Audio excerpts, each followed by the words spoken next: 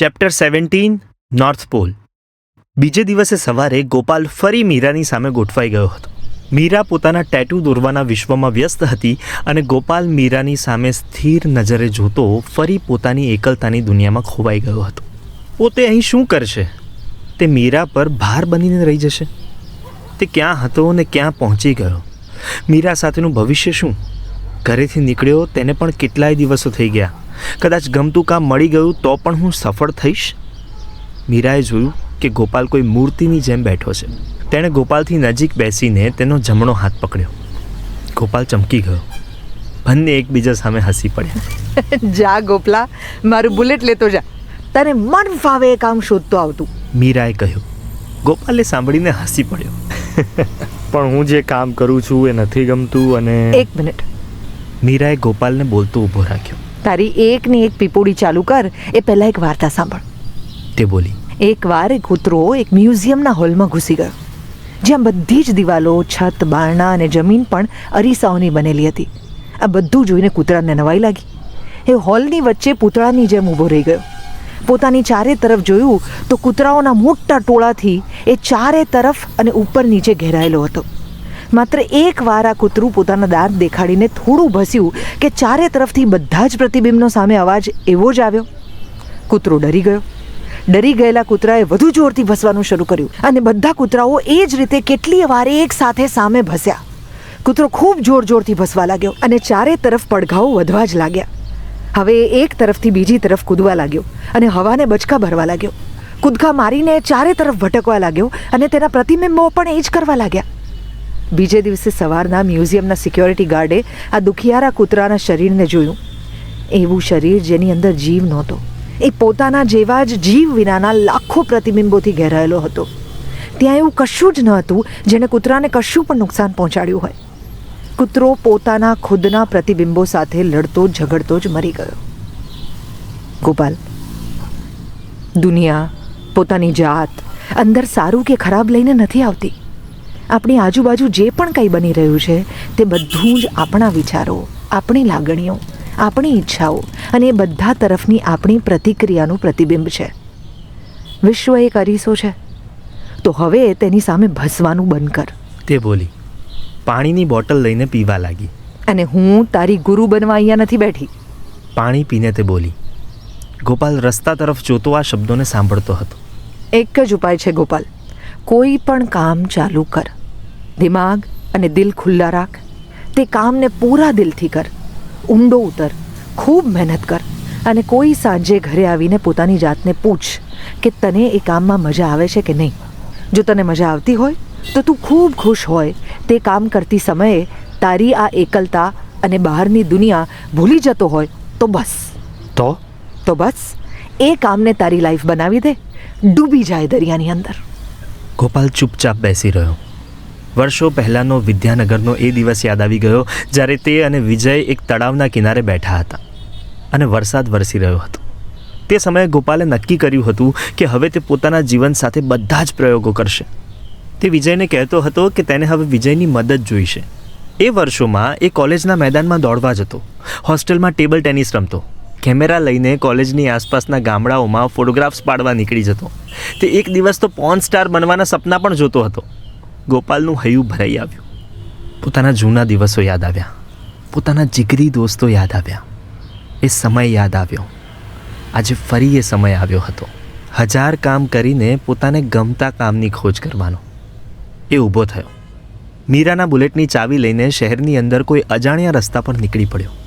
ચારે તરફ દેખાતી કામ કરતી આ માનવ જાતની અંદર તે પોતાની જાતને ફિટ કરી રહ્યો હતો. રસ્તામાં ટ્રાફિકમાં ઊભો રહ્યો ત્યારે રમકડા વેચતો વૃદ્ધ દેખાયો. કાર સાફ કરી દેતા બાળકો અને રસ્તાની ધાર પર ઊભા રહીને પાણીપુરી વેચતો માણસ દેખાયો. ટ્રાફિક વચ્ચે ભીખ માંગતો યુવાન, તાળીઓ પાડીને રૂપિયા માંગતા માણસો, ચારે તરફ લારીઓ અને દુકાનોમાં બેઠેલા માણસો અને પોતાની બાઇક કે ઓટોમાં બેસીને ઓફિસ પહોંચવા ભાગી રહેલા હજારો યુવાનો દેખાયા. સાફ સફાઈ કરનારા મજૂરો, રસ્તા પર બેન્ચ પર બેસીને કશુંક દોરતો યુવાન, ઊંચી ઇમારતો અને એટીએમ મશીન આગળ બેઠેલા વોચમેન, હનુમાનનો વેશ ધારણ કરીને ચાલ્યો જતો કોઈ કલાકાર અને આ બધા વચ્ચે પોતાની જાતને શોધતો ગોપાલ. તે રસ્તાની એક તરફ બુલેટ પાર્ક કરીને એક પબ્લિક પાર્કના ગેટ પાસે છાયામાં ઊભો રહ્યો. ત્યાં નાના બાળકો રમી રહ્યા હતા અને વૃદ્ધો બેન્ચ પર બેસીને વાતો કરી રહ્યા હતા. ત્યાં એક ખાલી બેન્ચ પર તે બેઠો. મીરાએ આપેલા 500 રૂપિયાના છૂટા કરાવી તેણે પાણીનું પાઉચ લીધું. ચહેરો ધોઈને તે ચારે તરફની દુનિયાને જોવા લાગ્યો. આજે તેને અહીં હજારો શક્યતાઓ દેખાઈ રહી હતી. પોતે એક એન્જિનિયર થઈને પોતાની ચારે તરફ દેખાતા બધા જ કામ કરી શકવાની તાકાત ધરાવતો હતો. તેને થોડું ઘણું ઇંગ્લિશ આવડતું હતું.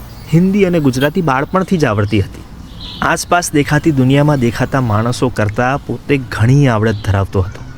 હા, તેની આસપાસ ભાગતી પેલી મોંઘી કાર કઈ રીતે ચલાવવી તે તેને ખબર નહોતી. રસ્તામાં ચારે તરફ ઊભા રહેલા ભવ્ય બંગલાઓ કઈ રીતે પેદા કરવા તે ખબર નહોતી. તેને એ તરફનું આકર્ષણ પણ થઈ રહ્યું નહોતું. ગોપાલને ખબર હતી કે તેને એવો માણસ બનવું નહોતું. કદાચ મોટા મકાનો કે મર્સિડીઝમાં બેસીને પણ માણસો તેને ખુશ દેખાતા નહોતા. જો આ રીતે પ્રોપર્ટી પામીને માણસો સફળ કહેવાતા હોય તો તેને એવું કરવું નહોતું. તેને પોતાની આવી કરિયર બનાવવી નહોતી. રસ્તામાં તેને પોતાની મોંઘી કારમાં બેસીને મોબાઈલ પર વાત કરતા ફાંદવાળા માણસો જેવું પણ બનવું નહોતું. તેને લાગતું હતું કે આ બધી સંપત્તિ મેળવવા પાછળ આ માણસો આખી જિંદગી દોડ્યા છે, મહેનત કરી છે, પરંતુ મળી ગયું છે ત્યારે તેઓ ભાન ગુમાવીને બીજી દિશાઓમાં ભાગી રહ્યા છે. જો દુનિયા આવા માણસ બનવાને સફળતા કે કરિયર કહેતી હોય તો તેવું તેને નથી કરવું. એ ટોળામાં નથી રહેવું. તેને એવું કરવું છે કે જે પોતે એકલો જ કરી શકે. ગોપાલ, અત્યારે કોઈ પણ કામ શોધી લે. થોડો સમય સ્થિર થા. તારી જાતને સમય આપ.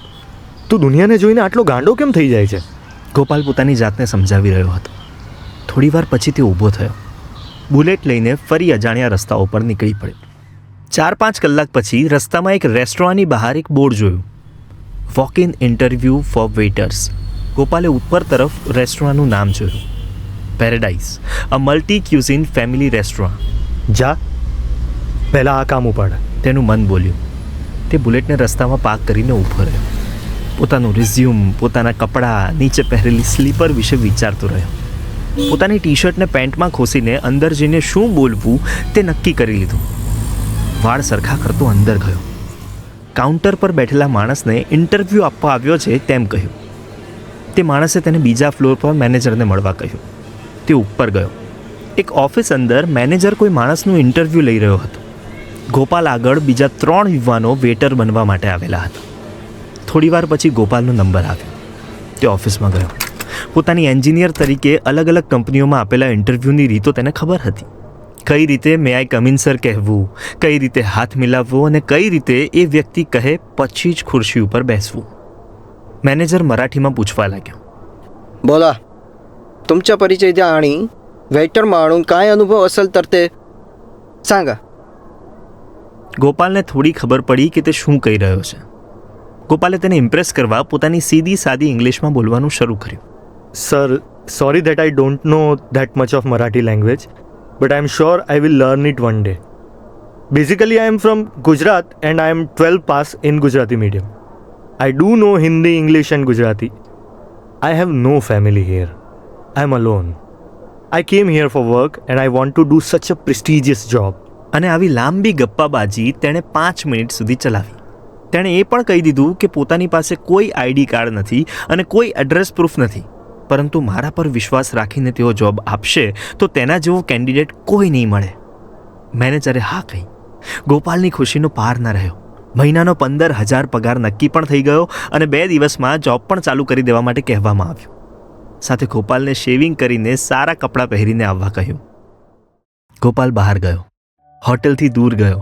ચારે તરફ જોયું અને પછી જાણે એને કોઈ જોતું ના હોય એમ જગ જીતી ગયો હોય એમ એણે મુઠ્ઠી વાળીને યસ યસ બોલતો કૂદકા મારવા લાગ્યો. તે ખૂબ ખુશ હતો. હરખનું એક આંસુ એની આંખમાંથી નીકળી પડ્યું. મીરાને જલ્દીથી આ વાત કહેવાનું મન થયું. તે દોડતો એક મીઠાઈની દુકાન પર ગયો. પોતાની ખુશી કોને કહેવી એ સમજાતું નહોતું. પોતાના મા બાપને આ વાત કહેવાનું મન થયું. થોડીવાર માટે તેના દિમાગમાં ભૂતકાળ ઘેરાઈ વળ્યો. બા બાપુજી યાદ આવી ગયા. તેમની સાથે વાત કરવાનું મન થયું. મીઠાઈની દુકાન પર રહેલા એસટીડી ફોન પરથી બાપુજીનો ફોન ડાયલ કરવાનું મન થઈ આવ્યું, પરંતુ બીજી જ ક્ષણે તેનું મન બોલી રહ્યું હતું, ના ગોપાલ, તેમને યાદ ના કર. તેઓ ખુશ હશે, એકલા હશે, પરંતુ એ બંને એ જ પ્રાર્થના કરી રહ્યા હશે કે એમનો દીકરો પોતાની જાતને ખોજીને પાછો આવશે અને ખુશ થતો આવશે. તે તો તારી સફર હજુ ચાલુ કરી છે ગોપાલ પટેલ.